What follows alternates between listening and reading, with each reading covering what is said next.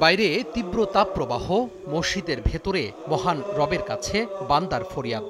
জুমার নামাজ শেষে জাতীয় মসজিদ বাইতুল মোকাররমে বৃষ্টির জন্য মোনাজাত করেন মুসল্লিরা।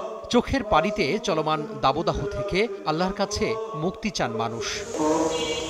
এদিকে ঢাকার কামরাঙ্গীরচরের সরকারি হাসপাতাল মাঠে জুমার নামাজ শেষে সৃষ্টিকর্তার কাছে বৃষ্টির প্রার্থনায় ইস্তিসকার নামাজ আদায় করেন এলাকাবাসী। নামাজ শেষে খোলা আকাশের নিচে মহান রবের দরবারে দুই হাত তোলেন ধর্মপ্রাণরা। আমাদের জন্য, আমাদের দেশবাসীর জন্য যেন আল্লাহ পাক এর রহমতের বৃষ্টির ব্যবস্থা করেন, অতি বৃষ্টি প্রদান করুক। আমরা যেন এটা সহ্য করতে পারি, যেহেতু আল্লাহ রহমতের বৃষ্টি নাজিল করে এবং আমাদের উপর রহমত করে। তীব্র গরম থেকে একটু মুক্তি দেওক, একটু বৃষ্টি দেওক।